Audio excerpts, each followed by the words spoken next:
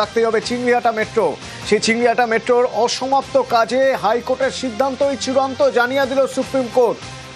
Supreme court কি পর্যবেক্ষণ supreme কোর্টের জানবো। আমার সঙ্গে মৈত্রেয়ী রয়েছে নয়াদিল্লি থেকে। মৈত্রেয়ী, সুপ্রিম কোর্টের কি পর্যবেক্ষণ এক্ষেত্রে? দেখো, আজকে সুপ্রিম কোর্টের প্রধান বিচারপতির বেঞ্চে এই মামলাটি ওঠে এবং সেখানে কড়া পর্যবেক্ষণের মুখে পড়তে হয় রাজ্য এবং রাজ্য পুলিশকে। সেখানে প্রধান বিচারপতির বেঞ্চের বিচারপতিরা তারা বলেন যে আমরা প্রথমবার দেখছি কোনো রাজ্য ডেভেলপমেন্টের কাজে বিরোধিতা করছে। আপনারা মামলাটি এত টেনে নিয়ে এসেছেন তার কারণ যাতে এনসিসির অধীনে পড়ে যায়, এখন সেই কথা আপনারা বলছেন।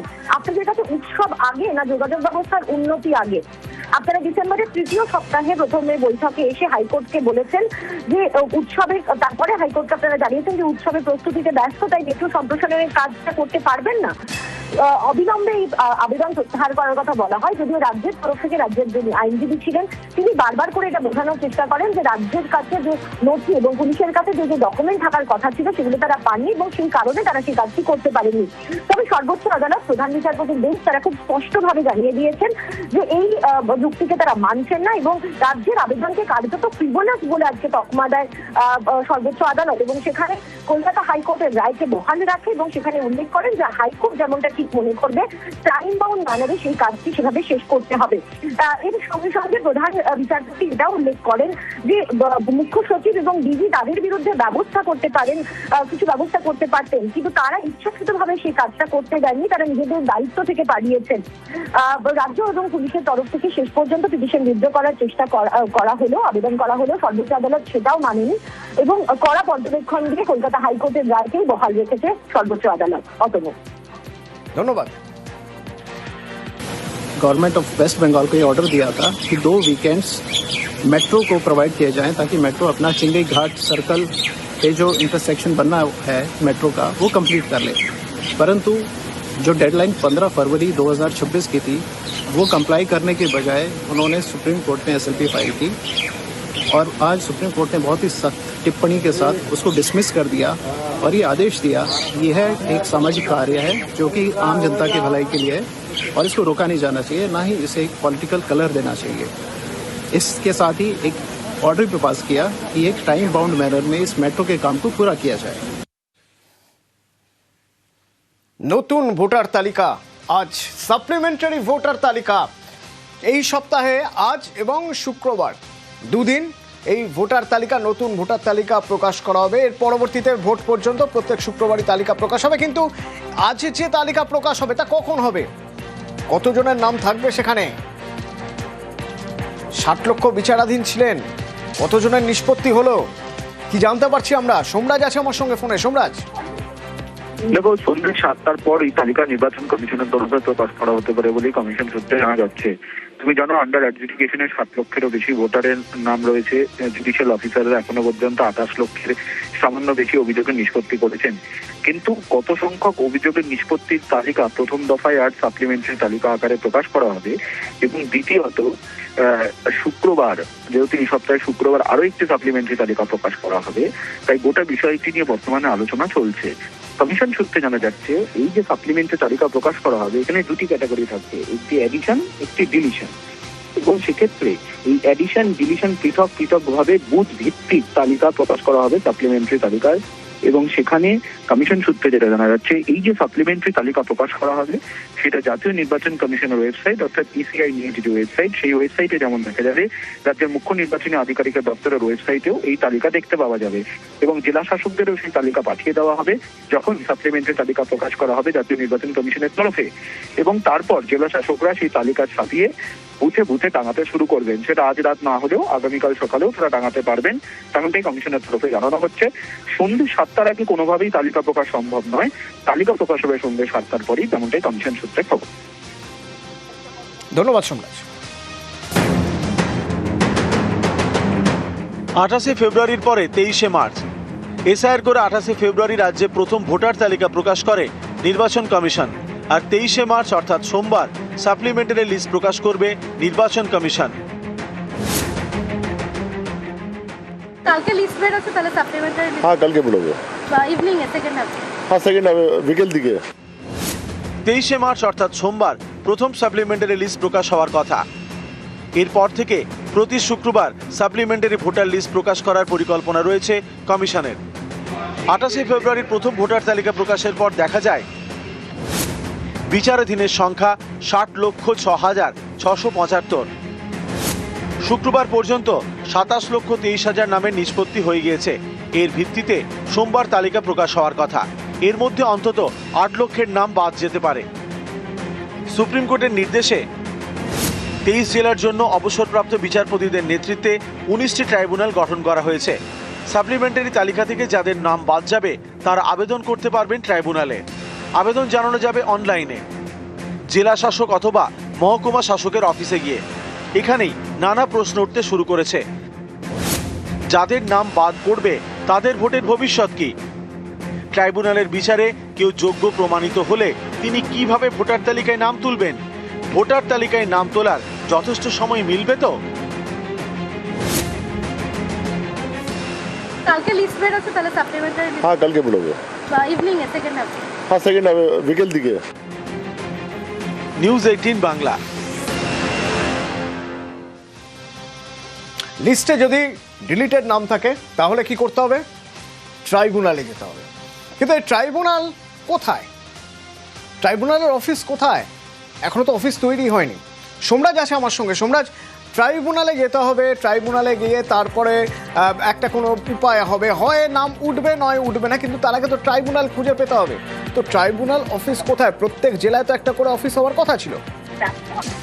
একদমই, দেখো, ট্রাইব্যুনালের অফিস খোঁজার জন্য ইতিমধ্যেই রাজ্যের মুখ্য সচিব বিশ্বনাথ নারিয়ালাকে চিঠি দেওয়া হয়েছে রাজ্যের মুখ্য নির্বাচনী আধিকারিকের তরফে। তেমনটাই কমিশন সূত্রে জানা যাচ্ছে।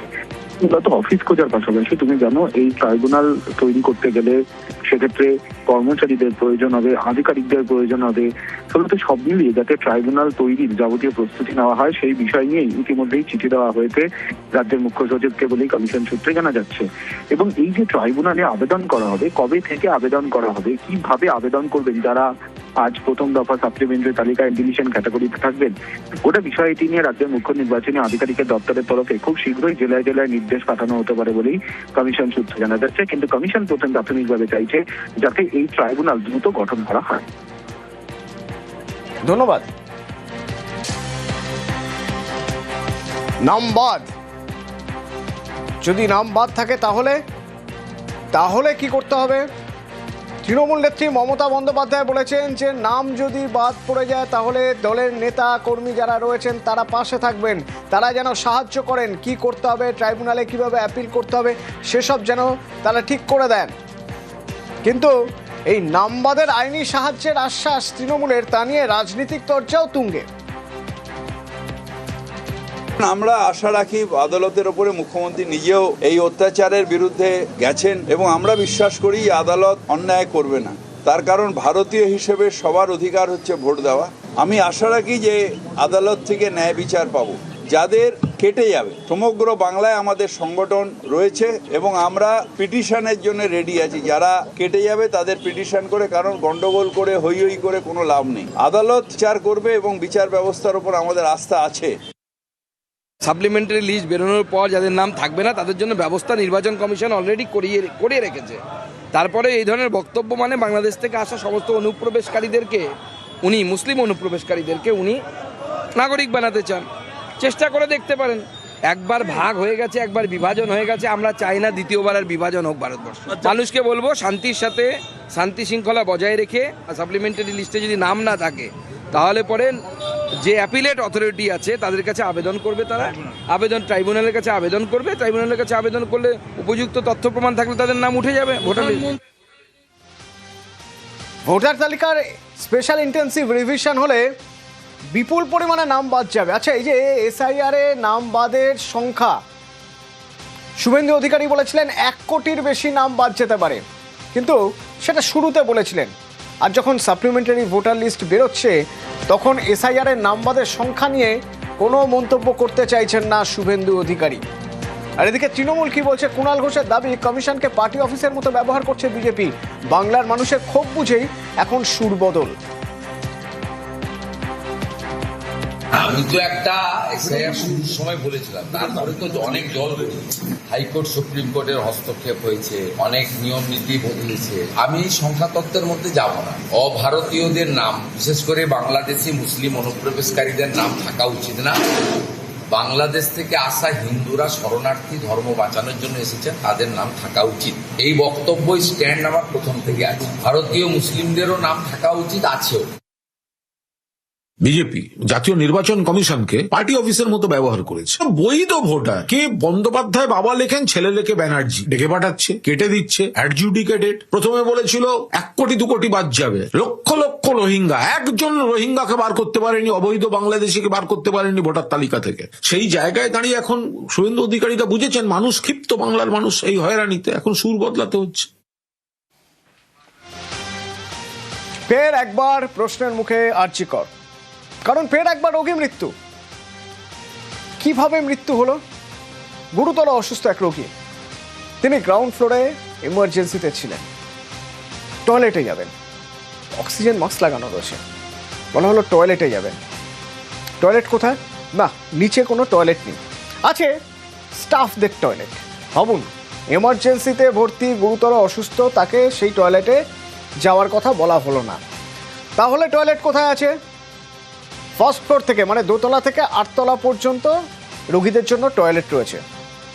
2টো লিফটের একটা লিফট বিভ্রাটে মৃত্যুর জন্য বন্ধ, আরেকটা লিফট তো খোলা। লিফটে করে দোতলায় যেতে বলা যেত, বলা হলো না। বলা হলো এখান থেকে 100 মিটার দূরে চলে যান, দেখবেন সেখানে সুলভ রয়েছে, সুলভ শৌচালয়ে, সেখান থেকে টয়লেট সেরে আসুন। বৃদ্ধ গেলেন একজনের কাঁধে ভর করে, 100 মিটার হেঁটে গেলেন, তার আগে 5টা সিঁড়ি নামলেন, নেমে 100 মিটার হেঁটে গেলেন, 25টা সিঁড়ি ভেঙে উঠলেন, আর পারলেন না, মারা গেলেন।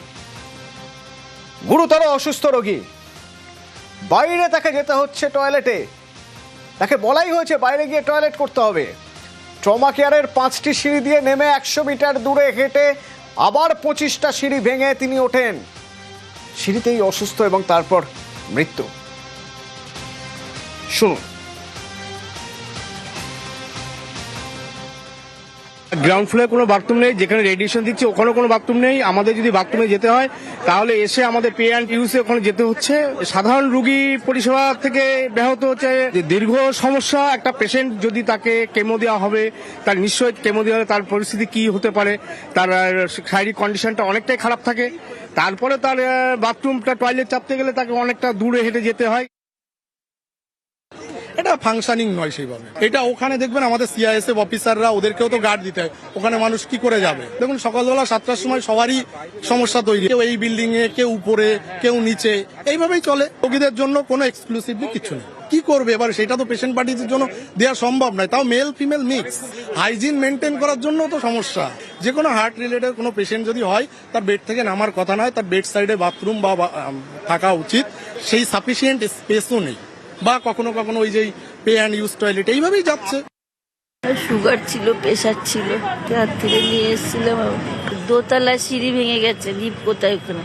এইখানে বলেনি তো যেতে, আমার কিছু বলেনি, হাত দিয়ে দেখিয়ে দিল ওইদিকে বাথরুম, কমন বাথরুম, পাবলিকের বাথরুম। গেছে, বাথরুমে বসতে পারে, উঠতে পারে, উঠেছে, সিঁড়িতে কষ্ট হয়েছে, একটু তো শ্বাসকষ্ট হচ্ছিল, ধকল নিতে পারিনি, হাঁটাটা বোধহয় বসতে গিয়ে বোধহয় কাত হয়ে, হাঁটতে তো হতো না, লিফটে চলে যেত। এখান থেকে প্রশ্ন উঠছে, কেন গুরুতর অসুস্থ রোগীকে স্টাফ টয়লেটে পাঠানো হলো না? কর্তৃপক্ষের ভূমিকায় প্রশ্ন উঠবে, সেটাই তো স্বাভাবিক। নিমতার বৃদ্ধের মৃত্যুতে ফের একবার প্রশ্নের মুখে হাসপাতাল কর্তৃপক্ষ। কেন বাইরের পে অ্যান্ড ইউজ টয়লেটে যাওয়ার পরামর্শ? সেই টয়লেটের সিঁড়িতেই তো অসুস্থ হয়ে যান, তারপর তাকে এখন নিয়ে আসা হয়, তাকে মৃত ঘোষণা করা হয়। পরিবার অভিযোগ করছে, কর্তৃপক্ষ যদি একটু জানাতো যে স্টাফ টয়লেটে নিয়ে যান বা লিফটে করে 1টা তলা উপরে গিয়ে এই টয়লেটে নিয়ে যান, তাহলে বোধহয় এই পরিণতি এড়ানো যেত।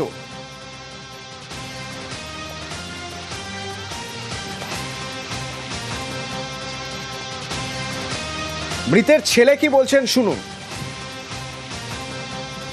বাবা যখন কিছুটা বেটার ফিল করছিল তো তখন বলেছিল যে ওয়াশরুমে যাবে। তো যখন বাবাকে নিয়ে গেলাম, বাবা তখন হাঁটতে পারছিল, তো ফার্স্ট ফ্লোরেতে উঠতে যাব, তো উঠেছি কোনো মতো বাবাকে নিয়ে। ওখানে যাওয়ার পরে বাবার আস্তে আস্তে বডিটা লুজ হওয়া স্টার্ট হয়, কোনো এনার্জি ছিল না। তো দেন আমার ওপরেই পুরোপুরি কোল্যাপস করে যেত, ধরে নিয়েছিলাম, পড়তে দিইনি। ভেতরে যদি থাকতো তো বাইরে যাওয়ার তো কোনো প্রশ্নই হতো না। তো আমাদের বেলা তো আমাদেরকে বাইরেই বলা হয়েছিল এমার্জেন্সি পেশেন্ট। ডাক্তারবাবু বললো বাইরে, আমরা বাইরে চলে গেলাম। আমাদের লিফটের কথা কিছু উল্লেখ করেন, যদি ডাক্তারবাবু যদি এই কথাও বলতো আমাদেরকে যে ট্রেনে আছে, ট্রেনে করে নিয়ে যাও, লিফট থাকলে হয়তো এটাও হতো না, লিফটে করে চলে যেতাম। এইখান থেকে অতটা হাঁটিয়ে নেওয়া তো অনেকটাই দূরত্বর ব্যাপার, কম নয় একদম। লিফট না, সেটা আমরা চেক করিনি। এবার লিফট তো জানি এখানে একটা দুর্ঘটনা ঘটেছে 2-3 দিন আগে। ডাক্তারবাবু যদি নিজে বলতেন যে লিফট চালু হয়ে তোমরা উপরে নিয়ে যাও, তাহলে সেখানে নিয়ে যেতাম। উনি নিজের মুখেই বলেছেন যে তোমরা বাইরে নিয়ে যাও। চেক করবেন না সেটাই তো স্বাভাবিক, কারণ কেউ তো কিছু বলছেন না। তার মধ্যে শুনেছেন কদিন আগে লিফটে এরকম একটা ঘটনা ঘটেছে। আরও একটা লিফট যে রয়েছে সেটা যে সচল, সেটাই করে গেলে উপরের তলায় যে এক টয়লেট আছে, কাউকে তো বলতে হবে, না হলে জানবেন কি করে? তার মানে লজিস্টিক রয়েছে, পরিকাঠামো রয়েছে, কিন্তু সেই পরিকাঠামোটা যে রয়েছে সেটা বলার কেউ নেই। যদিও কোথাও কোনো গাফিলতি হয়েছে তা মানতে নারাজ সুপার। আমাদের ট্রমা কেয়ারে টোটাল নাম্বার অফ টয়লেটস আছে 42টা আমাদের কাছে যেটা ইনফরমেশন, এবং সেখানে গ্রাউন্ড ফ্লোরেও টয়লেটস আছে। যেটা হচ্ছে কি, ট্রমা কেয়ারে এক্সেসিভ লোড পড়ে যাওয়ায় ম্যাক্সিমাম সময় বাথরুমগুলো এনগেজ থাকছে। তাই জন্য আমরা এটা নিয়েও কথা বলছি যে এই যে এত এনগেজমেন্ট, এত লোড বেড়ে গেছে, আমরা এটাও কথা বলেছি যদি কোনোভাবে বায়ো টয়লেট, কিন্তু বায়ো টয়লেটের প্রভিশন নেই। তাই আমরা চেষ্টা করছি এখন যেটা যে বাথরুমগুলো আছে সেটা এতদিন যেমন ভাগ ছিল ডক্টর, স্টাফ এবং পেশেন্ট এবং রিলেটিভসদের জন্য, পুরোটাই যদি সবার জন্য ওপেন আপ করে দেওয়া যায়। এছাড়া সমস্যার সমাধান করা very difficult for the time being. সেই সময় বাথরুমে নিয়ে যেতে গিয়ে ওনার শরীর খারাপ হয়, এবং আমার কাছে যেটা রিপোর্ট 5টা 5 যখন বাজে তখন ওনাকে নিয়ে আসা হয় হচ্ছে আমাদের ওই এমার্জেন্সিতে 1-2 মিনিটের মধ্যে। সেখানে 25 মিনিটের রিসাসিটেশন টেস্টের পরও ultimately he was declared to be clinically dead. কিছু তো একটা করতেই হবে। হ্যাঁ, এটা ঘটনা যে এমার্জেন্সিতে অনেক পেশেন্টই আসেন যারা হয়তো তাদের সেই মুহূর্তে একটা জরুরি পরিষেবা পেলেই হয়ে যাবে, কিন্তু অনেকে আসেন যারা আশঙ্কাজনক অবস্থা রয়েছেন, যেমন ইনি এসেছিলেন, একে অক্সিজেন দিতে হচ্ছিল, তার জন্য কোনো ব্যবস্থা থাকবে না। তাকে ওই 5টা সিঁড়ি নেমে গিয়ে 100 মিটার হেঁটে গিয়ে তারপরে 25টা সিঁড়ি উঠে যেতে হবে টয়লেটে। কোথাও তো গাফিলতি আছে, কোথাও তো একটা সমস্যা আছে। আমার সঙ্গে রৌনক রয়েছে সরাসরি, আমি একবার কথা বলবো। রৌনক, সকাল থেকে তুমি এই ঘটনায় আরজি করে রয়েছো, আরজি করে বিভিন্ন মানুষের সঙ্গে কথা বলেছো, আরজি করে হাসপাতাল কর্তৃপক্ষের সঙ্গে কথা বলেছো। যা হয়েছে তা তো ভেবেই ভাবাই যাচ্ছে না যে এরকম আদৌ হতে পারে। গাফিলতি তো কারো না কারো কোথাও না কোথাও রয়েছে, তোমার কি মনে হয়?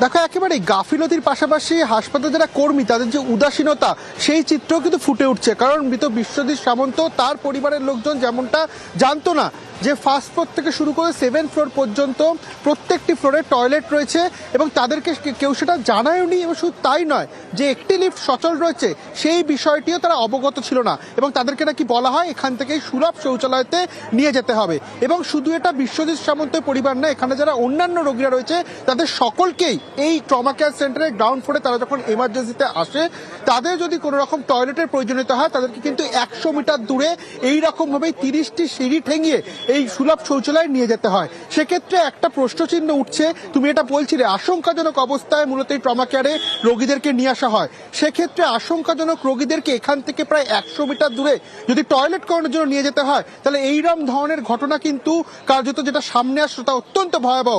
সেক্ষেত্রে যেটা হাসপাতাল কর্তৃপক্ষ তরফ থেকে বলা হচ্ছে যে এখানে বাথরুম রয়েছে, কিন্তু সেই চিত্র বাস্তবে কিন্তু আজকে ধরা পড়লো না।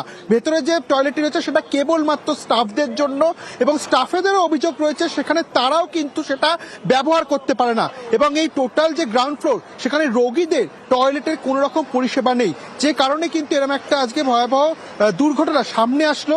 এবং রোগীর পরিবারের যেটা অভিযোগ সেটা কিন্তু একেবারেই তারা করছেন যে কেন তাদেরকে এটা বলা হলো না যে হাসপাতালের ভেতরে ফার্স্ট ফ্লোর থেকে 7th ফ্লোর পর্যন্ত টয়লেট রয়েছে, বা যদি স্টাফ টয়লেটে বিষয়টা এই প্রশ্নটাই বিধায়ক অতীন ঘোষ তুলছেন যে হাসপাতাল কর্তৃপক্ষ কেন আগে থেকে জানাচ্ছে না, কেন কাউকে জানায়নি? যে ব্যবস্থা রয়েছে এমন নয় ব্যবস্থা নেই, কিন্তু জানাতে তো হবে কাউকে। যারা ট্রিটমেন্ট করেছে তাদের তো গাফিলতি আছে। যে সেরিব্রাল অ্যাটাক পেশেন্টের আবার সেকেন্ড টাইম অ্যাটাক হওয়ার সম্ভাবনা থাকে, সেই পেশেন্ট কেন বাইরে টয়লেটে গেল? এবং ইমার্জেন্সিতে যে 2000 পেশেন্ট আসে, ওইটা নেক্সট শিফট একটা ইমার্জেন্সি ওখানে করা হয়েছিল ট্রমা কেয়ারে। ডাবল পেশেন্ট হয়ে যাওয়ার ফলে ওদের একটা বিরাট চাপ আছে এবং সেই চাপের জন্য কিছু চরম অবস্থা দেখা যাচ্ছে, এগুলো বলেছেন। কিন্তু যার যেখানে দায়িত্ব আছে তারা যদি সেই দায়িত্বটা সঠিকভাবে পালন করেন তাহলে এই অবস্থা হয়। এই ইনসিডেন্টে একটাই জিনিস ছিল, যদি পেশেন্টটাকে স্টাফ নার্সের বাথরুম ব্যবহার করা দিতে হতো তাহলেও তো পেশেন্টটা আজও বেঁচে থাকতে পারে। এই একই কথা তো সবাই বলছেন। ফিরহাদ হাকিম বলছেন দোষ যদি কারো থেকে থাকে তাকে তার শাস্তি পেতেই হবে। পাল্টা বিজেপি কি বলছে শুনুন। আইনের পথে চলবে। প্রথম থেকেই আরজিকর নিয়ে একটা মিসকনসেপ্ট। আমরা রাজ্য সরকার নিরপেক্ষভাবে যে কেউ দোষী হোক তার শাস্তির দাবি করি, এবং ভেতরে কি হয়েছে আজকে কি হয়েছে আমি জানি না। প্রথম দিন থেকে নিয়ে এখনো পর্যন্ত যে গাফিলতি হবে তার আইনত বিচার হবে। সমস্ত স্বাস্থ্য ব্যবস্থাটাই ভেঙে পড়েছে। বাথরুমে হবে, লিফটে হবে, মানে জলের স্থলে অন্তরিক্ষে সর্বত্রই জায়গা ধ্বংস করেছে তৃণমূল। যতক্ষণ ক্ষমতায় থাকবে পশ্চিমবঙ্গে এর বাইরে কোনো ঘটনা। এর আগে আমরা দেখেছিলাম গত বৃহস্পতিবার লিফট বিভ্রাটে একজনের মৃত্যুর অভিযোগ উঠল। সে ঘটনারও তদন্ত চলছে যে এ ঘটনা কিভাবে ঘটল। আর সেই ঘটনায় জনস্বার্থ মামলা হাইকোর্টে, সিবিআই তদন্ত চেয়ে হাইকোর্টে জনস্বার্থ মামলা। এই মামলার বিষয়ে জানবো আমার সঙ্গে অর্ণব রয়েছে হাইকোর্ট চত্বর থেকে। অর্ণব, বিজয় কুমার সিংহল তিনি এই জনস্বার্থ মামলা দায়ের করেছেন প্রধান বিচারপতি ডিভিশন বেঞ্চের অনুমতি নিয়ে। এবং সিবিআই তদন্ত এই লিফট কাণ্ডে যা যা ঘটেছে এর পিছনে কোনো ষড়যন্ত্র রয়েছে কিনা এই পুরো রহস্য ভেদ করার জন্য এই জনস্বার্থ মামলা। এবং আপাতত কয়েকটি নির্দেশ চাওয়া হয়েছে, প্রার্থনায় রাখা হয়েছে। তার মধ্যে অন্যতম রাজ্যের যিনি স্বাস্থ্য সচিব, এমএসডিপি আরজিকর হাসপাতাল এবং ওই লিফট ওরিয়েন্টেড ডিপার্টমেন্টের সঙ্গে সংযুক্ত সমস্ত আধিকারিকদের আপাতত তাদের কাজ থেকে সরিয়ে দেওয়া, বিরতিতে রাখা। এছাড়া 19 তারিখ মার্চ মাসের তার রাত 10টা থেকে পরের দিন 20 তারিখ সকাল পর্যন্ত এই যে ইনসিডেন্ট যখন ঘটছে সমস্ত সিসিটিভি ফুটেজ এই লিফট সংলগ্ন বা তার সারাউন্ডিং কোনো ক্যামেরা থেকে থাকলে সমস্ত ভিডিও ফুটেজ সেগুলিকেও সংরক্ষণ করার আবেদন রাখা হয়েছে। এবং এই মামলা করতে গিয়ে 2024 সালের অগস্ট মাসে যে অভয়াকাণ্ড ঘটেছিল সেগুলোও কিন্তু রেফারেন্স হিসেবে আনা হয়েছে। এবং সর্বোপরি আরজিকরের যে পরিকাঠামো, সেই পরিকাঠামোকে ওপর যে নিয়ন্ত্রণ নেই, পরিকাঠামো সঠিক নেই, সেই প্রশ্ন তুলেই সিবিআই তদন্ত চেয়ে এই জনস্বার্থ মামলা।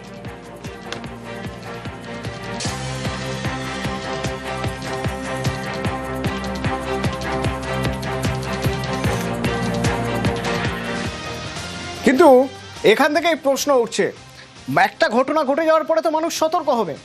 একটা ঘটনা ঘটে যাওয়ার পরে তারপরে কড়া ব্যবস্থা নেওয়া হবে, কড়া পদক্ষেপ করা হবে যাতে এ ধরনের ঘটনা কোনো না ঘটে। আদৌ সেরকম হয়েছে? এই প্রশ্ন উঠবে একটাই কারণে, কারণ বৃহস্পতিবার লিফট বিভ্রাট আর্চি করে। রবিবার গেলাম ক্যামেরা নিয়ে নিউজ 18 বাংলা, দেখুন তো লিফটম্যান খুঁজে পাওয়া গেল কিনা লিফটের মধ্যে। এটা আরজিকর হাসপাতালের ইমার্জেন্সি বিল্ডিং এর লিফট। লিফটের ভেতরে চেয়ার লিফটম্যানের বসার জন্য, কিন্তু লিফটম্যানের দেখা নেই।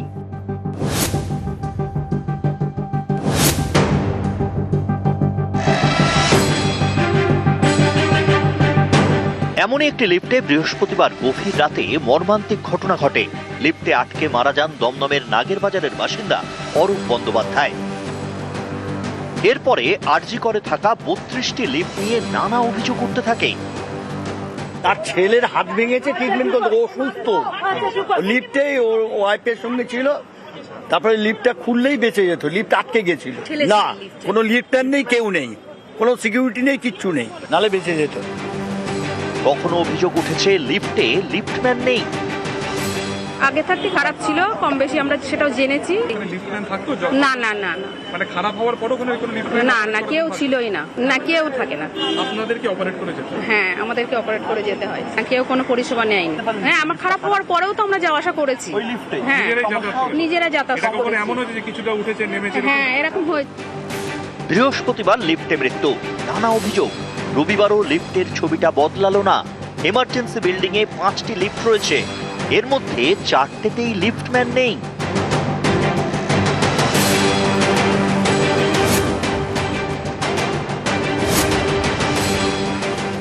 লিফটে লিফটম্যান থাকার কথা থাকলেও দেখানোর চেষ্টা করবো এই লিফটে কোনো মতে কোনো রকম লিফটম্যান নেই।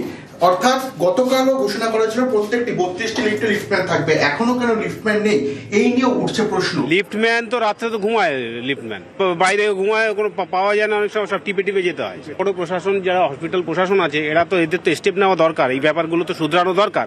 যে লিফটে গেছে লিফটম্যান ছিল কোনো? না না ছিল না, ছিল না।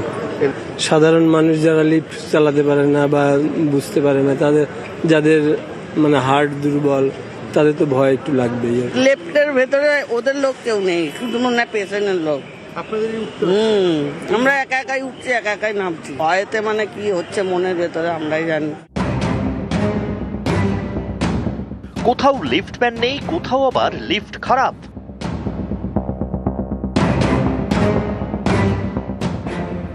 আরজি করে ট্রমা কেয়ার বিল্ডিং এর লিফটে আটকে বৃহস্পতিবার যুবকের মৃত্যু হয়। এই লিফটের নমুনা সংগ্রহ করেছে ফরেনসিক টিম। প্রাথমিক রিপোর্টে তারা জানতে পেরেছেন লিফটে যান্ত্রিক ত্রুটি রয়েছে, বিদ্যুৎ বিচ্ছিন্ন হওয়ার কারণেও বিপত্তি হয়ে থাকতে পারে। লিফট প্রস্তুতকারী সংস্থার কর্মী এবং লিফটের দায়িত্বে থাকা পূর্ত দপ্তরের ইলেকট্রিক্যাল বিভাগের আধিকারিক ও কর্মীদের ঘটনাস্থলে ডেকে পাঠানো হয়েছে। সোমবার ফের লিফটের ফরেনসিক পরীক্ষা করা হবে। নিউজ 18 বাংলা।